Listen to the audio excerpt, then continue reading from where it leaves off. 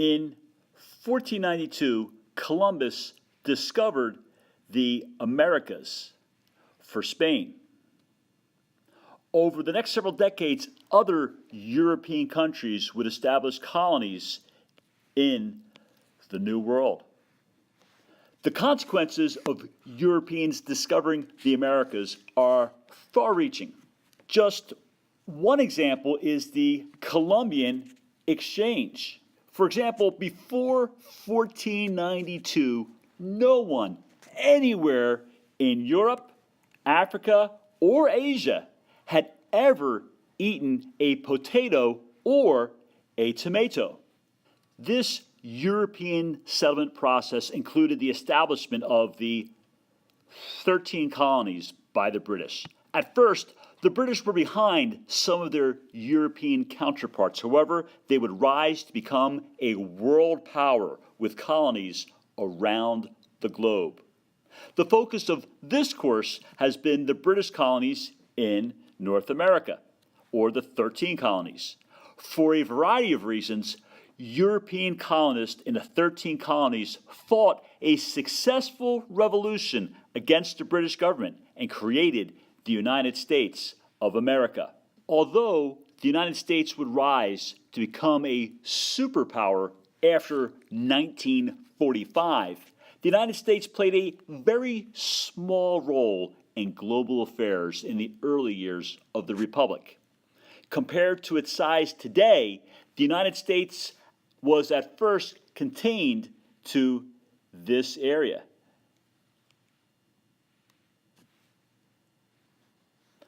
In 1803, President Thomas Jefferson purchased this area from Napoleon Bonaparte of France, almost doubling the size of the country. When James Monroe was president, the United States purchased Florida from Spain.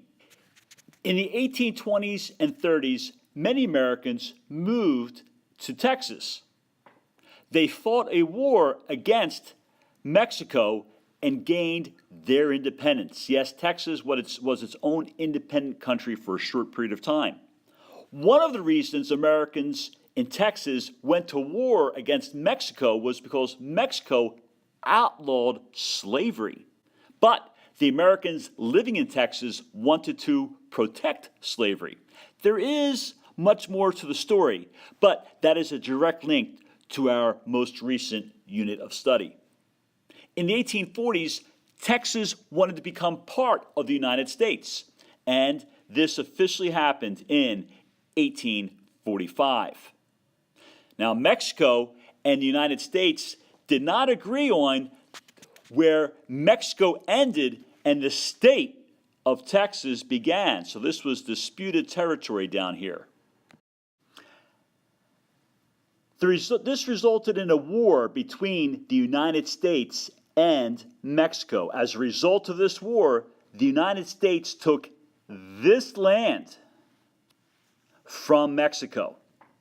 Around the same time, there was a dispute between Great Britain and the United States over the boundary between Canada and the United States in this area. This was resolved by a treaty in 1846, and the area would become Washington, Oregon, Idaho, and part of Montana today. There were a few other parts of the modern United States that became part of the country through treaties.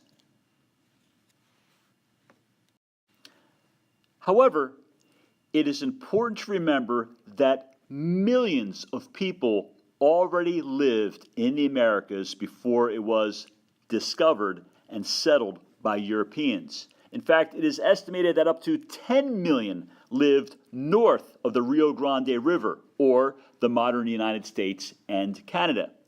Even more lived south of the Rio Grande.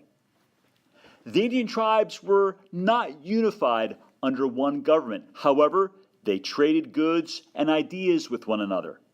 This map shows a sampling of some of the many tribes that were already in existence long before Columbus.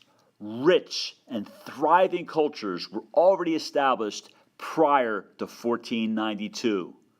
However, over the next century, these cultures were uprooted and the number of Native Americans declined significantly. It is a tragic story and part of the focus of Unit 4.